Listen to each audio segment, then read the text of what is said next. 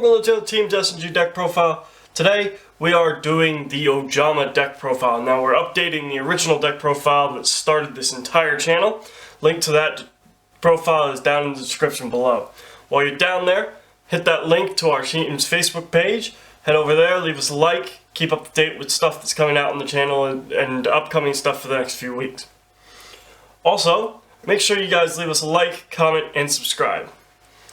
Alright, so let's talk about the Ojama deck. The Ojama deck is basically all about trying to get king and knight on the board to lock out zones and make it so your opponent can't play in certain zones. The way that we tend to do this is by using cards to cheat the fusions out. There are quite a few new cards in this deck from the original deck profile. It is quite a significant change. By no means is this a competitive deck though. I would like to make that extremely clear, just because, you know, it's Ojama. It's not going to ever go and win a YCS. But it is fun to sort of play, and it's really enjoyable if you manage to get king and knight on the board at the same time in the first turn, just to see your opponent's sheer face of panic, unsure of how to deal with it. Alright, so with that, let's get right into it. Let's start off with the monsters, as we always do. First monsters we run are 2 copies of all 3 vanilla Ojama brothers. So we run 2 yellow, 2 green, 2 black. And this is the mascot for our channel. The reason they're the mascots is they're the face of this deck, and this deck embodies what our channel is about. And that's really more the background of the channel. But hey, this is the amount we run. Some people could argue you should run 3 of each. I think that's too many garnets. They are kind of garnetish in the hand, but they do have... There are lots of ways that we can utilize them if we do end up with too many in hand anyway. So I'm fine with running 6 copies of Ojama Brother in 2 yellow, 2 green, 2 black, but I don't really want to be running any more than that.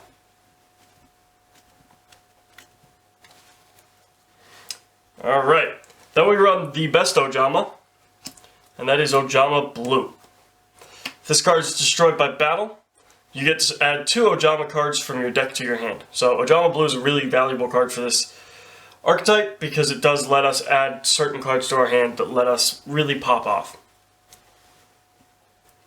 The only problem is it kind of forces the deck to go second because of the fact that he needs to be destroyed by battle, and sometimes the easiest way to do that is to actually have your crash into your opponent's monster.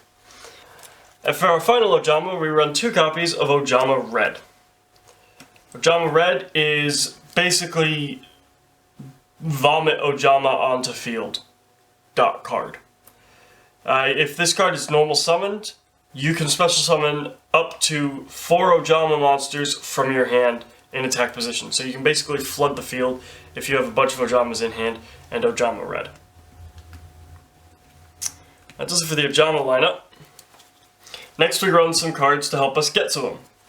We run 1 copy of Rescue Rabbit and 3 copies of Rescue Cat. You could run 3 and 3 if you really wanted to. I like this ratio. I like running 3 and 1. You could run 3 and 2 maybe. I could definitely see the argument for running 3 and 2. You don't need too many of these. They are really useful because they do let you get into your Ojamas, but at the end of the day, there are other ways this deck gets to its Ojamas, so this only lets you get to 2.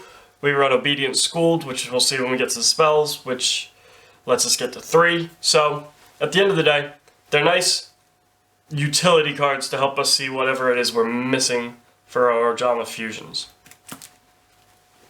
Next we run some cards to help us with the fusion mechanic, and that is 3 copies of Keeper of Dragon Magic.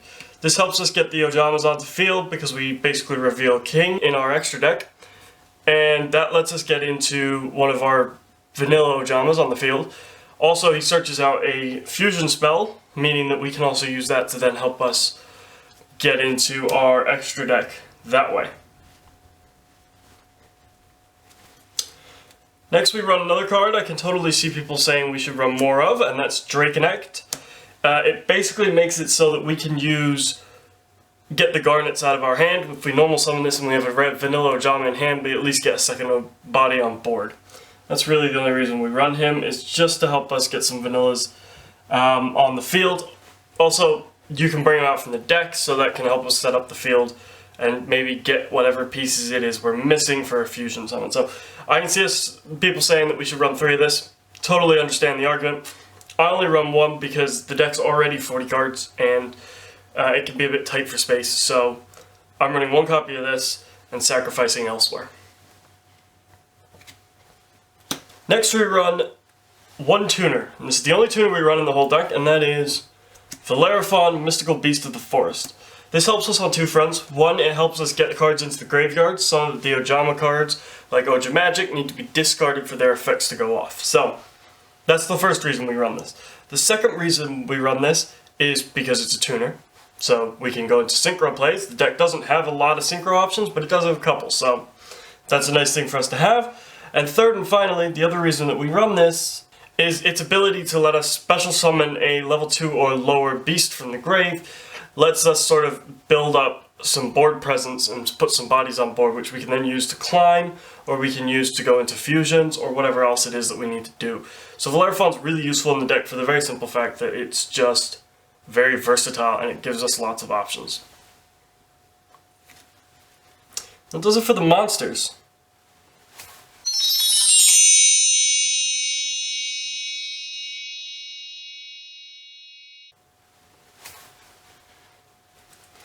Alright, now onto our spell lineup. First spell is the most important spell in the deck, and that is Ojama Country. I only run 2 copies. The real reason I'm only running 2, I would love to run 3, is getting a hold of a 3rd copy has proven quite difficult. It's been quite elusive for me, so I haven't been able to get a 3rd copy of Ojama Country, but I do run some cards to help search it out in Terraforming and in Metaverse. Spoiler alert, guys. I know you meant to do that before, but oh well. So, Ojama Country, really useful. Pitch an Ojama card from your hand to the grave, special summon Ojama from the grave. Really good. If you have an Ojama on the field, attack and defense points are switched for all monsters on the field, meaning the Ojamas, especially the fusions, get to be quite big. So, Ojama Country is a really good card for this deck. However, the only reason I'm running 2 is because finding a 3rd copy is just proven difficult. Next, as alluded to earlier, 2 copies of Ojama. Discard this card, add 1 yellow, 1 green, 1 black from the deck to the hand. So we run 2 of this because we do run 2 sets of all the brothers, and the other thing is we do kind of want to see this, and we don't really necessarily want to give up one of our Ojama Blue searches to find this. So Ojama Blue is really good because of its ability. It does let us search this out, and it also lets us search out Ojama Country. So we do have some additional searches for those cards in the deck, but we don't really want to be using Ojama Blue to search for these cards. We want to be using these cards to search for the materials, but not Ojama Blue to search for these. That being said, if you do have Ojama Blue in the grave, and he got there by battle, you can search both of these. You can use Ojama Country to pitch Ojama, add all 3 brothers, and special summon back Ojama Blue. So, theoretically, you could also search for them that way.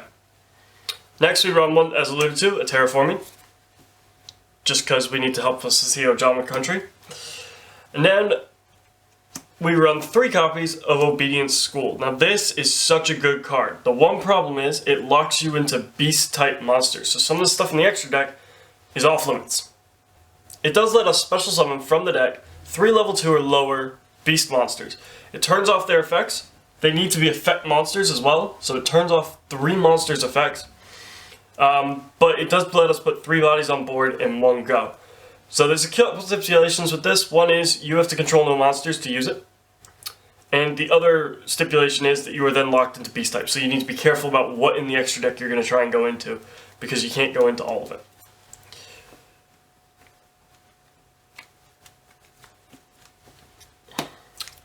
Next we run a lineup of fusion spells. We run 1 fusion substitute, 2 polymerizations, and 1 instant fusion. Now the reason we're only running 4 and not like 9 and really hammering out the fusion support is because we need lots of resources to help us search for the parts that we need.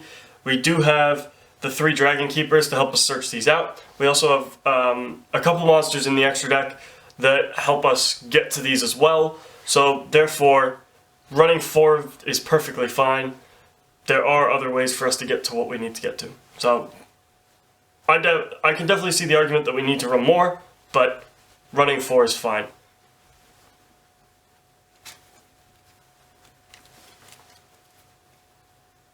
That does it for our spell lineup.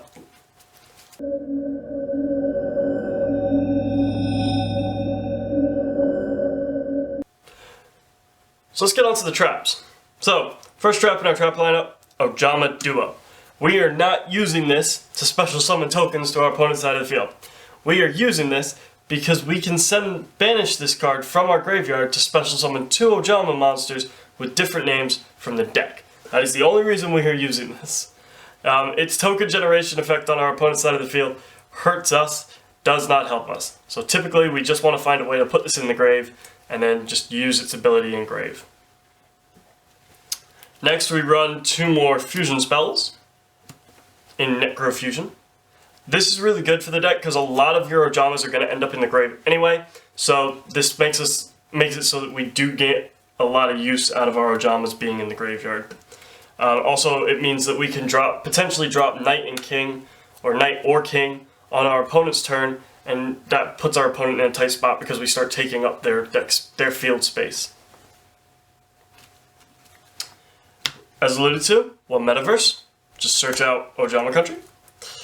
Then we run a cornerstone card for this deck, and that is 3 copies of Waking the Dragon. This is an Ojama deck, ladies and gentlemen. This deck is not super powerful.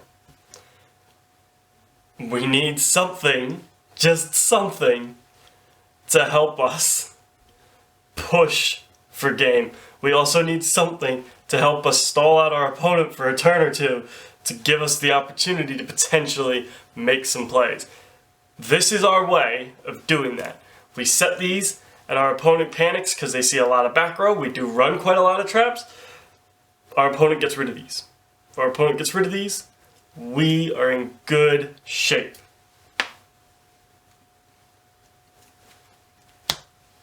Next we run 3 Super Team Buddy Force Unite.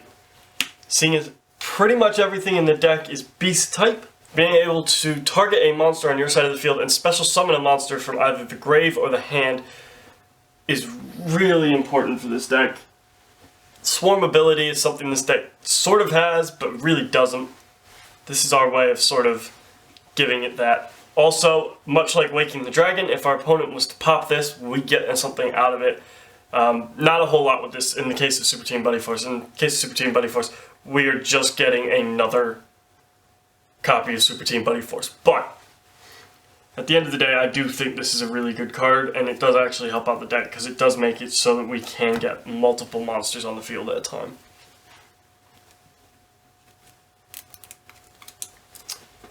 Alright, so that does it for our trap lineup.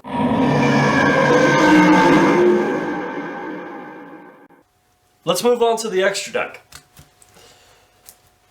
So, one of the first monsters in the extra deck, we're going to talk about the Ojamas first. 2 copies of Ojama Knight. When this is special summoned to the field, you get to choose 2 monster zones on your opponent's side of the field and basically turn them off. Your opponent can't use them. So if you get 2 copies of Ojama Knight on the board, you take out 4 zones from your opponent, leaving them with 1 zone to work with. Or, we could try and get a copy of Ojama Knight and a copy of Ojama King. Ojama King turns off 3 zones. If you do this, your opponent has no zones to work with. So, combining the 2 together is really quite a useful thing to be able to do. And for the final Ojama monster we run Ojama Emperor. He requires 3 beast monsters, including an Ojama monster. Now that can be any of the Ojama monsters, including potentially Ojama Knight or Ojama King if they're on the field. What he then does is he gains 3,000 attack if Ojama Country's on the field, but if he doesn't, that's not the end of the world. If your opponent battles with this monster, they take the damage that you would have taken in any battle involving this monster. Also, once per turn, you can target a non-link Ojama in the graveyard and special summon it back to your field. So, he lets us cycle our Ojamas, he lets us return them from the grave, he lets us maybe recycle blue, or maybe even recycle knight or king, if they end up hitting the grave. So basically, he is really valuable in the sense that he does let us put bodies back on board. And he's also really valuable in the sense that he does let us deal damage to our opponent by effectively crashing into a large monster on our opponent's side of the field, and they take the damage instead of us. So, yeah, Ojama Emperor is a pretty good card for this deck. Next, we're going to talk about the Link package that we run. First card in that Link package, Link Spider. One normal monster. Special summon, one normal monster. If you end up with two of your Ojama Garnets in hand, there you go. You can go into Link Spider, and then you can use Link Spider and the second Ojama to at least go into Nightmare Phoenix, which is a sort of a bigger body, if nothing else. Realistically, this would be a if you've bricked play, but it's just to at least put a body on board that your opponent has to battle with. Next, we run some Link 2s utilizing our effect monsters. The first is Predaplant Verte Anaconda. Famous card. Lets us search out fusion cards. Lets us activate fusion cards, actually, straight from the deck, which can be really valuable for us. The one thing is, you do need to remember, he locks you out of special summoning for the rest of the turn. Next, we run Proxy F Magician. If you have him on field and you have two Ojamas on the field, you can fusion summon them using him as your spell effectively. He just stays on the field. If a monster is fusion summoned to the zone he points to, you get to special summon from the hand a monster with less than 1,000 attack. So, what you could do is if you manage to get into him and you have instant fusion in your hand, you can use instant fusion to fusion summon your Ojama Knight to the zone he points to, and then special summon a second Ojama, then use his effect to fuse the Ojama Knight and your second Ojama to make a second Ojama Knight. And then if you've got Ojama Country or some other way of bringing back your Ojama Knight that you used as material for the fusion summon, then you can potentially put two of them on the board. And so that's why I rerun him. Next, the deck does have some swarm ability with Obedient Schooled, so we run use Skull Dread just to make sure that we see what we need to see. Onto our XCs, we run one XCs in the deck really, and that's the most important, and that is number 64, Ronin Raccoon Sendayu. And what Ronin Raccoon Sendayu does is he basically lets us generate a token that has the stat line of the biggest monster on the field.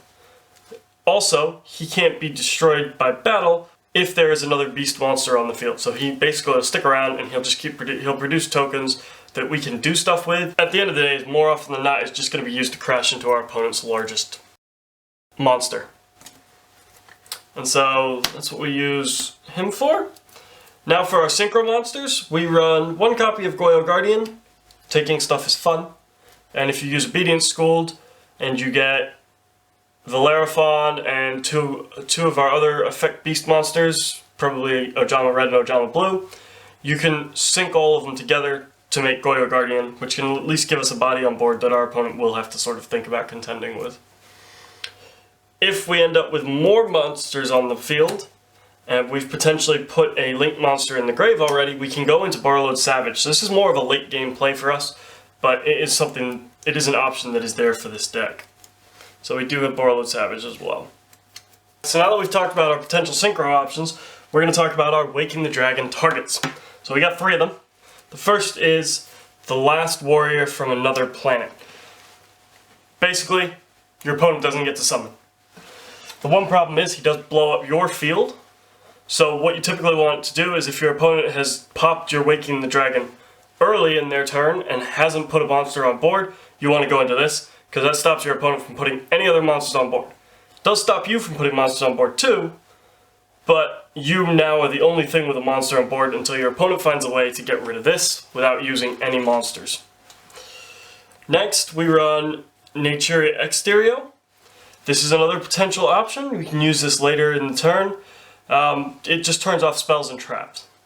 And third and foremost is Infinitrack Earth Slicer. And what this is basically if it destroys an opponent's monster by battle, it attaches that monster to itself as material, and you can detach material from it and pop cards on your opponent's side of the field up to the amount of materials you've detached. So, breaking your opponent's board, making your opponent battle, and making their monsters weaker. That's what this is for.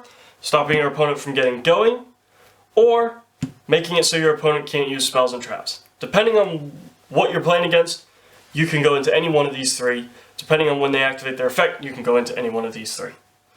Alright, and that does it for the extra deck.